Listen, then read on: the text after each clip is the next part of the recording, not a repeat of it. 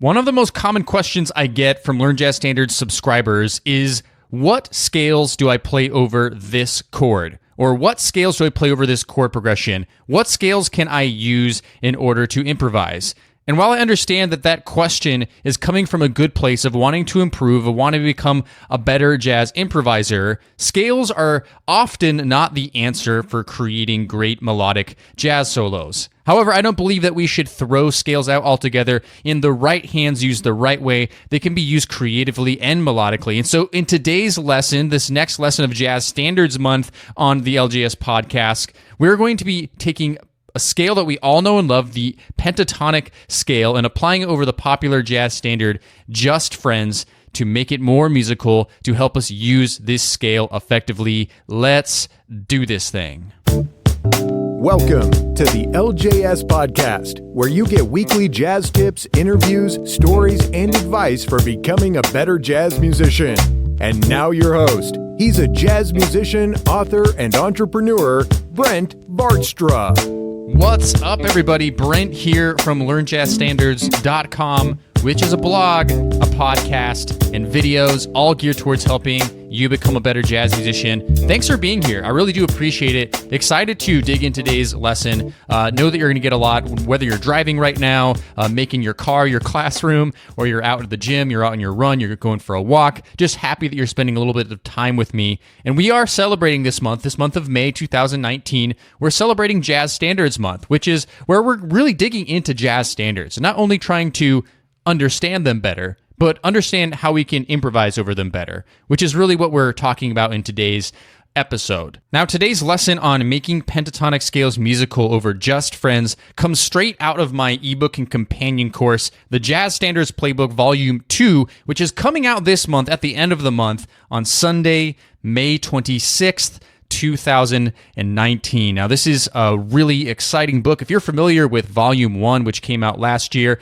it's another study of 10 more jazz standards studies where we go in-depth with chord analysis, chord maps, guide tone charts, and improv lessons to help us improvise over these jazz standards. And these jazz standards really help take us to the next level of understanding jazz harmony, and there is a companion course as well to go along with it for those interested. You might be wondering, well, what jazz standards are going to be studied in this book, and that is Alone Together, Days of Wine and Roses, Solar, Someday My Prince Will Come, Take the A Train, The Girl from Ipanema, There Will Never Be Another You, Tune Up, What Is This Thing Called Love, and, of course, Just Friends, which is what we're going to be talking a little bit about today. So I'm just so excited to launch this thing out in the world and just to share this with you. And so if you're thinking that you might be interested in this, go ahead and get signed up for the early bird list. You can find that at the Jazz Standards Playbook 2, that's the number 2.com, the Jazz Standards Playbook 2.com. And there you can sign up for the early bird list. And of course, if you're listening to this podcast in the future past May 26th, then just go to that same website that I just gave you, and you'll be able to get signed up, get and purchase that book. And if you want, get signed up for the companion course as well. So like I said, Just Friends is one of the songs that we study in the Jazz Standards Playbook Volume 2. And one of the things that I include with every single jazz standards study is an improv lesson to help you improvise better over that particular jazz standard, or just to apply an improv concept over top of that jazz standard. And the one that I do on Just Friends is pentatonic scales and how to make them musical over top of it. So without further ado, let's jump right into this lesson.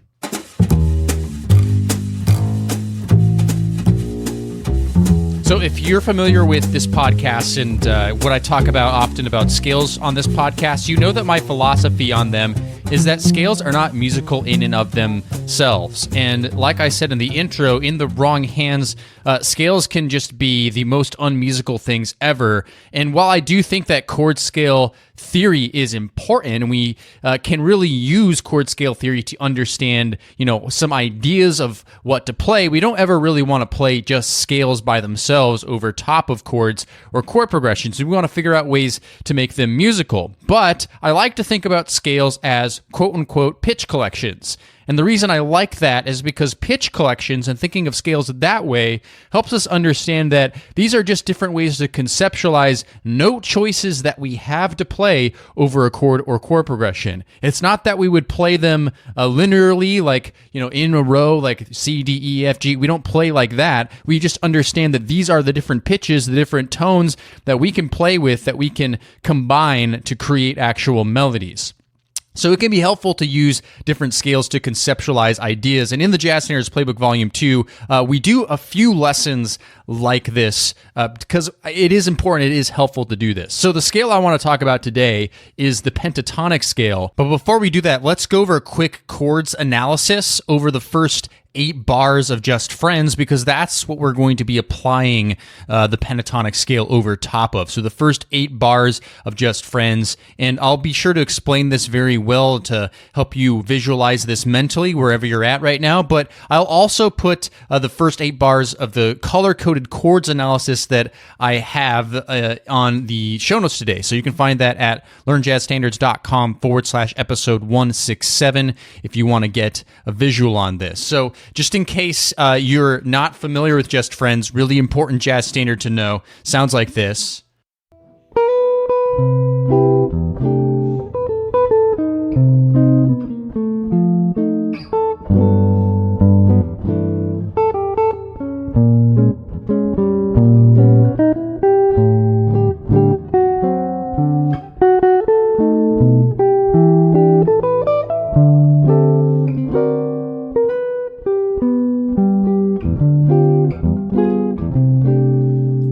Okay, so that's just, actually, that was the last 8 bars, not the first 8 bars. But that is Just Friends, if you're not familiar with it. Okay, so the thing that makes Just Friends a little bit unique, and I actually tell a really funny, embarrassing story about this in the book, is that it starts on the 4 chords. Okay, so we are looking at this song in the key of concert G major. There's 2 common keys for Just Friends. It's concert G major and concert F major. So we're doing G major for our purposes here. So it actually starts on the 4 chord. So what's the 4 chord in G major? Here's a G major 7. It starts on the 4. So that's C major 7. So it starts on C major 7. I have this color-coded blue in the analysis, and that simply just means that it's related to the parent key center, which is G. So we have C major 7 to start with. Now in bar 3, we hit this note right here. What note is that? That is the flat 3, okay? So now we're doing a C minor 7. So it almost sounds like we're going to the parallel minor here. Right? So C minor 7. Now, in the analysis, I have this a 2-5 of major 3 from the parallel minor, okay? Now, just to make sure that you understand what parallel minor means, if we have the key of G major, that is the parent major key. The parallel minor of G major would be G minor, right? So the same root note. So the same root note, but it's a minor key. That's what the parallel minor is. So when we have a C minor 7, and then we have an F7 in the next bar, that's almost as if, that sounds like a 2-5 going to B flat major 7, right? Now it doesn't resolve there. That's not what happens at all. It goes C major, right? C minor 7, F7, okay? But we're still doing this approach to B flat major, seemingly here. So I call this a 2-5 of 3 of the parallel minor. So if we have G minor as our parallel minor, what is the 3 chord of G, okay? G, that's the 1 chord. 2 chord is minor 7 flat 5, right? G minor, A minor 7 flat 5. B flat major 7 is the 3 chord. It's a major 7th chord. So G minor 7 is the 1 chord. A minor 7 flat 5 is the 2 chord in the series, the diatonic series of minor.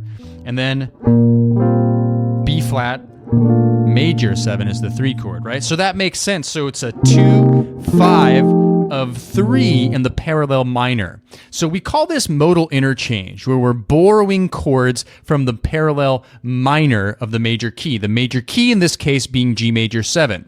Now, if this is really complex theory for you, don't freak out.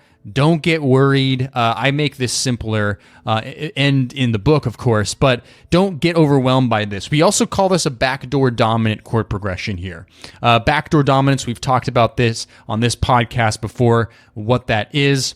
But simply, the idea of a backdoor dominant, just the very simplest terms, is the backdoor dominant is essentially the flat 7, the flat 7 dominant 7, so the dominant flat 7 of the major key center, okay? So the parent major key center. So the parent key is G major 7. A whole step down from G major 7 is F, right? Now, if we make that a dominant 7th chord, that is what the backdoor dominant is. So F7 to G major 7. So the F7 is replacing the 5 chord of G major 7. What's the 5 chord of G major 7? It's D7, right? Now, there's reasons for this. It shares common chord tones. Again, it's related to the parallel minor of G major, right? So it's borrowing these chords. So we have a C minor 7, F7. That's what I call a backdoor 2-5 to the 1 major, which is G major, okay? Now, that sounds like rocket science to you. Don't worry about this. So we start with the C major 7, which is the 4 chord of G major.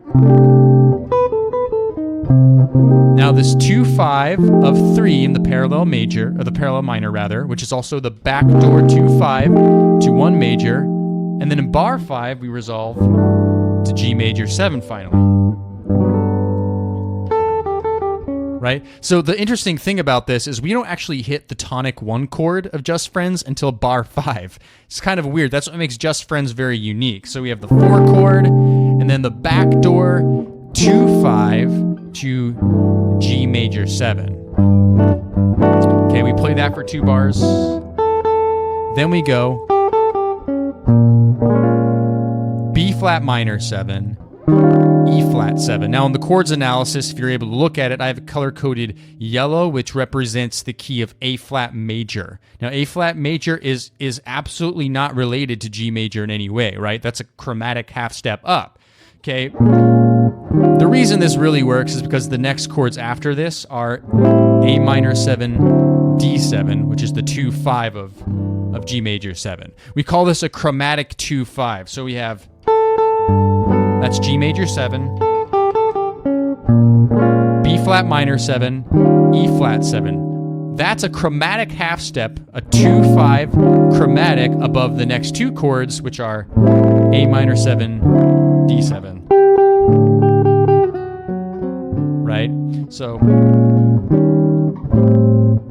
Right? So it's this chromatic leading into one another that makes this work very well. So again, that's a 2-5 of A flat major, but it's functioning as a chromatic 2-5, just a chromatic half step above the A minor 7 and the D7 that come next in the song. So again, just a little review of these 8 bars here. We got C major 7, which is the 4 chord. Then the C minor 7, F7, which are the 2-5 of the 3 of the parallel minor. That's B flat major, but we don't resolve to the B flat major. We resolve to a G major 7 in bar 5, which is the 1 chord, the tonic 1 chord. That means that C minor 7 and F7 are functioning as a backdoor 2-5 to get to the 1 major. Again, that F7 is the chord that's replacing the 5 chord of the G major 7 in order to resolve to it. Okay? Then we have a B flat minor 7, E flat 7. Now that's a 2-5 of A flat major that doesn't resolve, but it's really functioning as a chromatic 2-5 that leads into the 2-5 in bars 9 and 10. Okay? Does that make sense? Probably a little easier to see than to hear. But that's what's going on in this song. This is going to be important for what we're about to apply to it, which is, of course, the pentatonic scales. But understanding how this works is important. One more note before we move on to the pentatonic scale application is listen to the melodic movement here.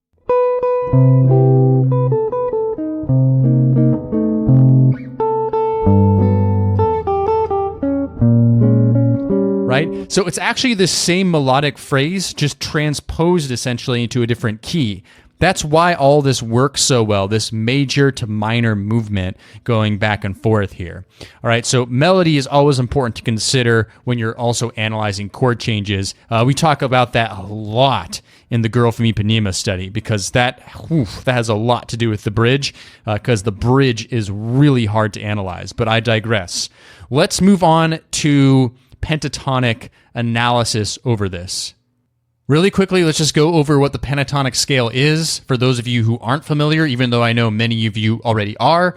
Pentatonic scale is a 5-note scale, hence penta, and there's 2 kinds. There's the major pentatonic scale, and there's the minor pentatonic scale. So just for example here, a concert C major pentatonic scale is, we're 2 octaves.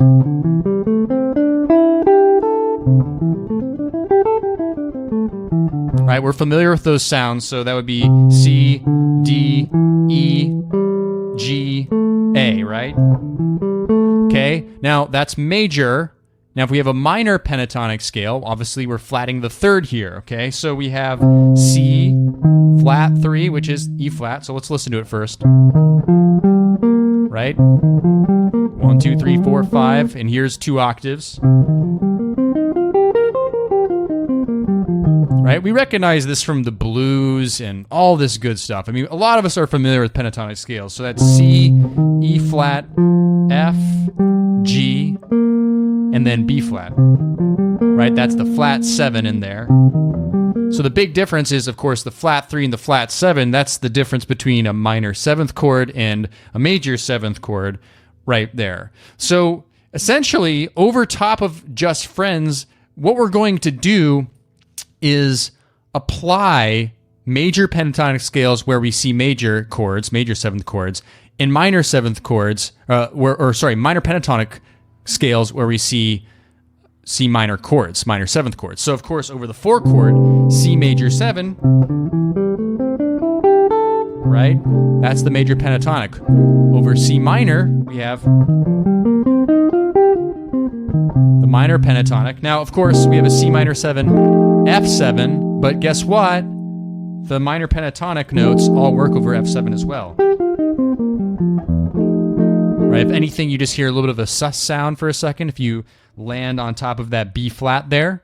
Okay, then we have the G major chord. That's the parent tonic, the 1 chord. So what do we play there? This G major pentatonic scale. Then we have B flat minor pentatonic, E flat. Okay, so B flat minor pentatonic, and then E flat 7. Again, same concept applies. That's the 5 chord there, but those notes work just fine over top of the E flat 7 as well. So to start making this musical though, right? Because these are just pentatonic scales. What we need to do is start voice leading them together. Now, in case you're not familiar with voice leading, this means that we are going to connect one scale to the nearest chord tone of the following scale. So for example, and by the way, I have this in the show notes. It's called Just Friends Pentatonic Note Map. Okay, Just Friends Pentatonic Note Map. This is where I'm basically playing the pentatonic scales and then voice leading them, connecting them together. And I'm going to play the piano recording in just 1 second. But for example, when we talk about voice leading, let's play C major 7, the C major pentatonic scale for 2 bars as it is in the pentatonic note map that I have. It's C, D, E, G, A, B, D, E. Okay, going up a little bit into the 2nd octave there. Now, the next note of the C minor, to connect C minor pentatonic, the closest note, we ended on an E natural, would be E flat, right? Because that's the 3rd of C minor 7, and that's really the closest note I can think of that will connect them together. Now, of course, that means that we aren't starting on the root, and we don't want to think of scales as starting on the root anyways. So that's why voice leading scales together is a good first starting point for us to start making them musical. So then we have E flat. So we have E flat, C, B flat, G, F natural, E flat, C, and then I go back up to the E again because that's all over top of the F7 there. Okay, so I have that C minor pentatonic over both of those chords. All right. Now then, the next one is G major 7. That's the G major pentatonic scale. So we ended on an E flat. So the next nearest note for me to get to the G major pentatonic is D. Now D is, of course, the 5th tone of G major, of the G major pentatonic scale. So we're basically just continuing the G major pentatonic scale starting from the 5th. So D, E natural, G, A, and then we have B, D, E, G, right? So you see how voice leading works? So let me play this piano recording. This comes out of the book as well. Big thanks to Brett Pontecorvo, who does all of my piano recordings for the books. I always use a piano and not a guitar because, of course, my books are for all instruments, and the piano is just, in my opinion, sorry guitar players, a better way to listen to a neutral sound of musical examples. So let me play that for you. This is the pentatonic note map. We're voice leading those major and minor pentatonics over the form, the first 8 bars of Just Friends. Here it is.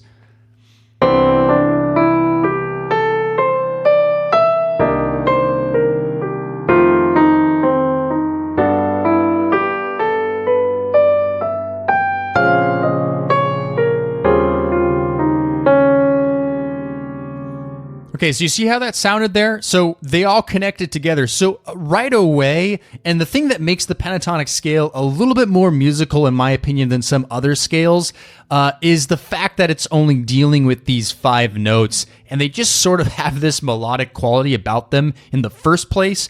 So then when you voice lead them together over these different chord changes and apply them over their different roots that we have, it really has more of a musical sound to it. So even just from this basic level of voice leading the pentatonic scales together, it's already starting to sound better than just playing scales. So one more time, let's listen to that.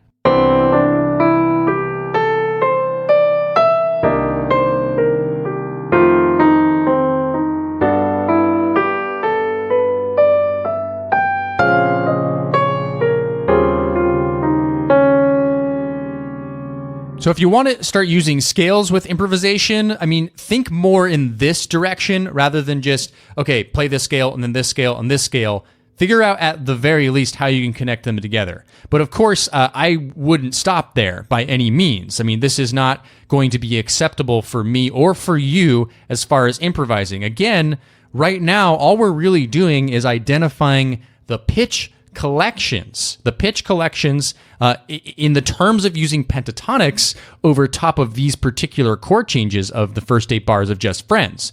So we want to start figuring out how to make this a little bit more musical, but still apply what we know about applying pentatonic scales to these chord changes. So a big theme that I talk about, and we do this over multiple different improv lessons, is motivic development. We did cover that in the Jazz Standards Playbook Volume 1 as well, but just on the very basic level, and I really take it to the next level in this book. And so one thing that I do in this improv lesson with the pentatonic scales is apply motivic development, several different kinds, several different approaches of motivic development. So just in case you're not familiar with motivic development and what that means, basically a motif is just a melodic idea that is repeated multiple times as a theme over a piece of music or an improvisation in our particular case. So motivic development is simply taking that melodic idea and developing it ever so slightly to fit a different musical context, okay? So one kind of motivic development would be to simply compose a melody, a melodic idea, and just transpose that, in this case, using only pentatonic notes, transpose that over the other chord changes. So in the show notes, I have an example here where I transpose this melodic idea that sounds like this. Okay, so that's over a C major 7 using major pentatonic notes. Right? And then I simply take that same idea and I apply it over the C minor 7th chord and just, change the notes so that they work for a minor 7th chord, and then so on and so forth. So here's the piano recording of this one and what it sounds like.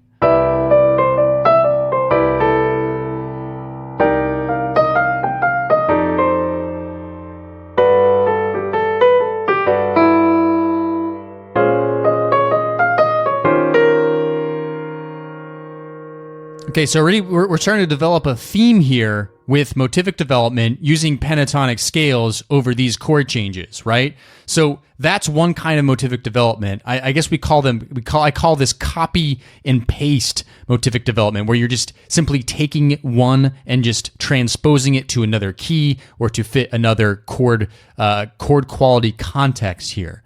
So the next one that I want to show you is what I call a minimal movement motivic development. So what this does is I really examine the melodic idea, which we're going to start out with that same melodic idea that I just showed you.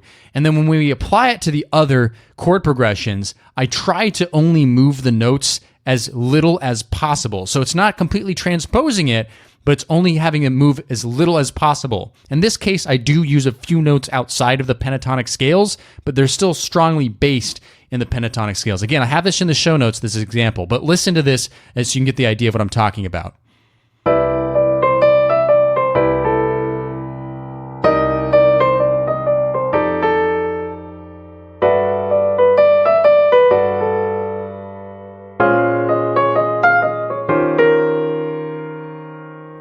Okay, so did you hear that? In my opinion, this is an even more musical version of the last one, because now not only are we developing a theme here using those pentatonic scales, we're starting to just figure out, well, how can I just tweak that melody just a little bit to create more of a melody out of it? So that's minimal movement. I love minimal movement because it really does challenge you to think strongly. Now, another theme that I talk about in the Jazz Standards Playbook Volume 2 a lot is composition. Composition being a way to start practicing improvisation. A good starting point, really, because oftentimes we think about composition as different from improvisation, and it's really not. It's really not. In fact, you probably heard it before. Composition is simply improvisation slowed down, or improvisation, rather, is composition sped up, right? Because really, when we're improvising, we are composing. We're just doing it in the moment on the fly really fast. And when we're composing, we're giving ourselves the opportunity to slow things down. So what I love to do, too, is to take stipulations, things that are confining us, like pentatonic scales, like motivic development, and using those as composition tools to help us create great melodies. And if we practice doing this, then think about, how more natural this can become for our improvisation later on down the road. If we're constantly practicing this, then we're able to start taking these ideas into the real time. It just takes time and pressure, right? Becoming a great improviser isn't easy or fast, okay? So I do go over some more kinds of motivic development, but we'll just stop there for now. I don't want to overload you with too much information. So the main themes today are understanding the first 8 bars of Just Friends, which we went over in the chords analysis. Then we're taking a scale like the pentatonic scale, which can be a musical scale, but it's not musical by itself.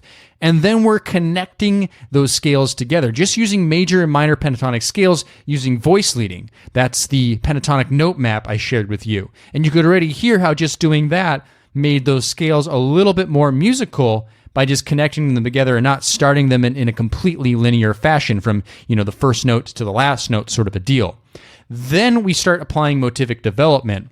So we compose a melodic theme, and then we did the first one that I showed you was a transposed one where we literally just transposed that same theme over top of the other chord progressions there.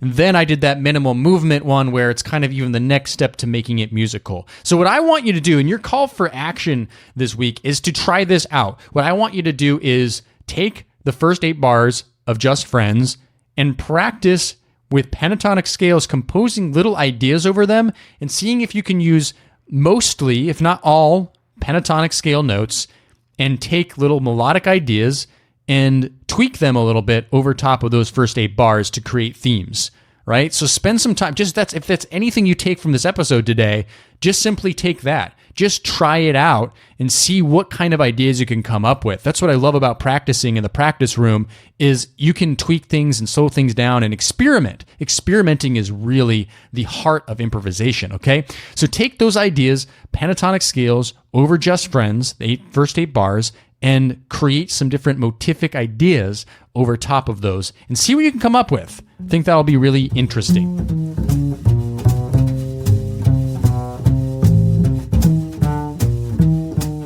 All right, that's all for today's show. Hope you enjoyed that. Hope you got something out of today's lesson. Hope that you take action on this today, because at the end of the day, if you don't take action, nothing much is really going to come out of it, okay? So take action for me. And, understanding jazz standards, how they work, so that we can apply lessons like this over top of them is of utmost importance to me. Of course, there's that side of just learning things by ear, understanding jazz language, but I do believe that some of this more left brain stuff is also really important to help us take things to the next level. And so, like I said, the Jazz Standards Playbook Volume 2, it's coming out at the end of this month. That's May 26th, Sunday, May 26th, 2019. And if you're listening in the future and it's past that, it'll already be out for you there. It's an ebook and companion course. Really excited about this. So if you want to get on the early bird list, go to the Jazz Standards Playbook 2.com, the Jazz Standards Playbook 2.com. You can get signed up there to get notified when that comes out there as well. All right. So that's all for today's lesson. We're going to be coming out with another great lesson based on jazz standards for Jazz Standards Month, a third lesson of Jazz Standards Month next week. Make sure you're subscribed to the podcast. It's really important that you're subscribed so that you don't miss out on anything that's going on this month or, of course, in the future on the show. I look forward to seeing you back next time. Thanks for listening to the LJS Podcast, brought to you by LearnJazzStandards.com. Subscribe to the series on iTunes, and don't forget to join our jazz community at LearnJazzStandards.com/newsletter.